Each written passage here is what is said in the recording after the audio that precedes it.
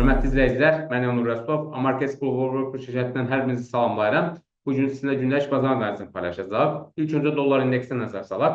Bildiyimiz kimi dollar indeksində 27 mart tarixindən etibarən başlayan eniş trendi hörmətli izləyicilər bir mənada 23 aprel tarixində başa çatmış oldu. Bunu bir öncəki videomuzda da qeyd etmişdik. Belə ki, bazarın həmin gün üçün birinci müqavimət səviyyəsini qırması ilə və bazarın yəni dollar indeksinin həmin səviyyənin üzərində bağlanması ilə bazara alıcıların girdiyinin şahid olduq biz və diqqət etirsəniz həmin tarixdən etibarən dollar indeksi hələlik yuxarı yönlü korreksiya etməkdə davam edir.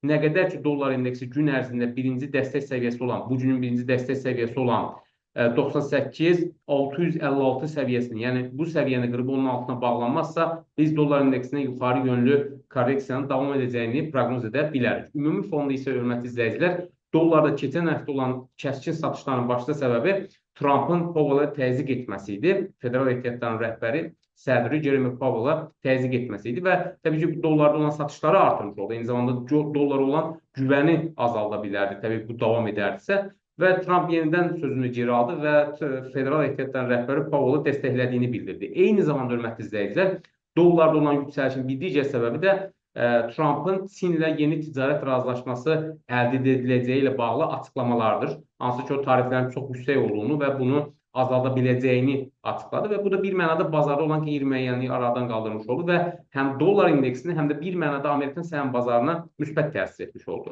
Lakin investorlar xüsusi olaraq hörmətli izləyicilər növbəti həftə açıqlanacaq Amerikadan gələcək əmək bazarı ilə bağlı göstəriciləri bir mənada gözləyirlər və Amerikada əmək bazarında həm NFP, həm də ümumi işsizlik səviyyəsində hər hansı bir neqativ tendensiya olarsa və ümumiyyətlə ümumi işsizlik səviyyəsində artım olarsa, bu federal ehtiyatların faiz dərəcəsini aşağı salacağı ehtimalını artıra bilər və dollarda olan yuxarı yönlü korreksiya bir mənada aşağı yönlü eniş trendi ilə əvəz edilə bilər.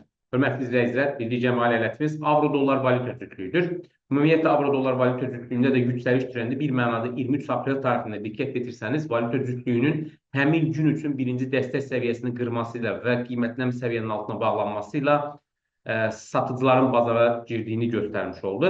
Və nə qədər ki, gün ərzində avro-dollar valyuta cütlüyü bu günün birinci müqavimət səviyyəsi olan 1.14 128 səviyyəsini qırıb onun üzərində bağlanmazsa, biz avro-dollar valyuta cütlüyündə aşağı yönlü enişin davam edəcəyini proqnoz edə bilərik. Ümumi fonda baxdıqda isə hörmətli izləyicilər, təbii avro-dollarda olan yüksəlişin başlıca səbəbi dollarda olan satışların artması idi, dollara olan güvənin azalması idi və eyni zamanda Trumpın tarif tətbiq etməsindən dolayı Amerikan səhəm bazarının kəskin düşməsi nəticəsində investorların bir mənada Avropa səhəmlərinə yönəlməsi idi və eyni zamanda Amerikan bond bazarında, istiqraz bazarında olan problemlərdən dolayı investorların bir mənada xüsusilə Almaniya istiqrazlarına üstünlük verməsi idi ki, bu da avronun yuxarı yönlü dəstəkləyən faktorlar arasındaydı. Lakin avronun bu dərəcədə yüksəlməsi, bir öncəki videolarımızda da qeyd etdiyimiz kimi, avrozona iqtisadiyyatına neqativ təsir edir. Xüsusilə onun ixrac potensialını zəiflətmiş olur və bu bir mənada avroda olan yüksəlişin əslində məhdud olacağını göstərirdi. Və gördüyümüz kimi hal-hazırda avro-dollar valyuta cütlüyündə bir mənada satış trendi başlayıb və nə qədər ki, qeyd etdiyimiz kimi texniki olaraq birinci müqavimət səviyyəsi qırılmazsa bu günün içərisində avro-dollarda biz enişinin davam edəcəyini proqnoz edə bilərik.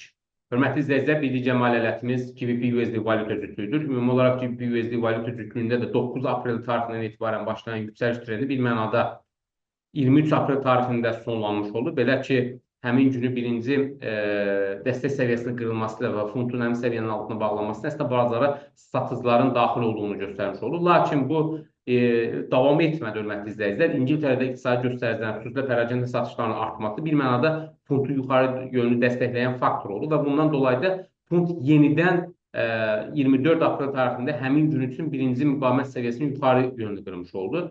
Gün ərzində nə qədər ki, GBP-USD valyuta cütlüyü bu günün birinci dəstək səviyyəsi olan 1.32-778 səviyyəsini qırıb onun altında bağlanmazsa, biz GBP-USD-də yuxarı yönlü belə deyək, korreksiyanın şahidi ola bilərik.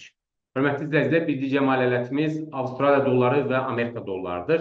AUD-USD-də də eyni zamanda hörmətli izləyicilər 9 aprel tarixindən etibarən başlayan yüksəliş trendi bir mənada 22 apreldə sonlanmış oldu. Çünki diqqət etsəniz, həmin günü bazarın birinci dəstək səviyyəsini qırıb onun altında bağlanması ilə bir mənada yüksəliş trendi başa çatdı və hal-hazırda bazar konsolidasiyaya daxil olur və diqqət etsəniz, bazar həmin tarixdən etibarən, yəni 23-24 aprel tarixlərində bazar birinci müqavimət və birinci dəstək səviyyəsinin arasında ticarət olunub. Yəni range ticarət nədir? Hal-hazırda konsolidasiya edir bazar. Əgər AUD-USD gün ərzində ya birinci dəstək səviyyəsini qırıb onun altına bağlansa, ya da birinci müqavimət səviyyəsini qırıb onun üzərində, yəni 0.64-343 səviyyəsini qırıb onun üzərində bağlansa, biz AUD-USD-də yüksəlişi. Yox, əgər birinci dəstək səviyyəsini qırıb onun altına bağlansa, yəni 0.63 643 səviyyəsini qırıb onun altına bağlansa, biz AUD-USD-də satışı proqnoz edə bilərik. Hörmətli izləyicilər, bir digər maliyetimiz qızıldır. Təbii qızılda da ən son olaraq yüksəliş trendi, hörmətli izləyicilər, diqqət etirsəniz 23 aprel tarixində başa çatmış oldu. Belə ki, qızılın qiymətinin birinci dəstək səviyyəsini qırıb onun altına bağlanması ilə bazara satıcıların daxil olduğunu göstərmiş oldu. Və qızıl 23 aprel tarixində də bir mənasında range içərisində ticarət olunub. Diqqət etsəniz, həmin gün üçün nə birinci müqavimət səviyyəsini qırıb, nə də birinci dəstək səviyyəsini qırıb və range içərisində ticarət olunub. Təbii qızılın qiyməti nə qədər gün ərzində 3381 dollar səviyyəsini, yəni bu gün üçün birinci müqavimət səviyyəsini qırıb onun üzərində bağlanmazsa, biz qızılın qiymətinin aşağı yönlü korreksiyanın şahidi ola bilərik. Lakin hörmətli izləyicilər, qızılın hələlik satışında, belə deyək, uzun müddətli elişində fundamental səbəblər yoxdur. Əgər qızılın qiyməti bu gün ərzində və yaxud da sabah üçün, həmin gün üçün birinci müqavimət səviyyəsini qırıb onun üzərində bağlanarsa, əslində bu qızılda yenidən alış siqnalının yarandığını göstərən faktor olacaqdır. Hörmətli izləyicilər, bir digər maliyyətimiz S&P 500 indeksidir. Bir öncəki videomuzda da qeyd etdiyimiz kimi, hörmətli izləyicilər, S&P 500 indeksi əslində 22 aprel tarixində həmin gün üçün birinci müqavimət səviyyəsini qırması və bazarın həmin səviyyənin üzərində bağlanması ilə əslində yuxarı yönlü korreksiyanın başladığını qeyd etmişdi və diqqət etirsəniz, 22 aprel tarixindən etibarən S&P 500 indeksi yüksəlməyə davam edir. Gün ərzində nə qədər ki, S&P 500 indeksi bu günün birinci müqavimət səviyyəsi olan 5331 dollar səviyyəsini qırıb onun altına bağlanmazsa, biz S&P 500 indeksində yüksəlişin davam edəcəyini proqnoz edə bilərik. Xüsusilə, hörmətli izləyicilər, S&P 500 indeksindəki yüksəlişin əsas səbəbi Trumpın tarif siyasəti ilə bağlı bir mənada yumuşaq tonlu olan açıqlamalardır.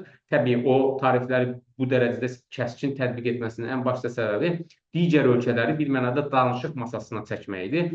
Xüsusilə son olaraq Amerikan xəzinə katibi Yaponiya və Koreya ilə yaxın həftələrdə ticarət razılaşmasına dair müsbət nəticələr əldə edəcəyini açıqladılar. Eyni zamanda da Çinlə də yenidən ticarət danışıqlarına, belə deyək, razılaşmalarına bağlı danışıqlar aparmaq istədiklərini açıqladılar və bu da bir mənada bazarlara müsbət təsir etmiş oldu.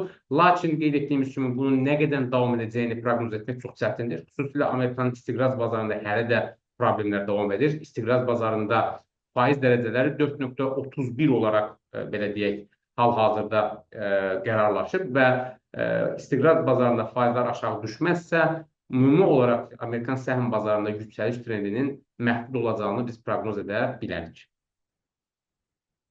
Hörmətli izləyicilər, bugün sizə çatdıracağımız xəbərlər bu qədər. Sizə uğurlu ticarət arzulayırıq. Sağ olun.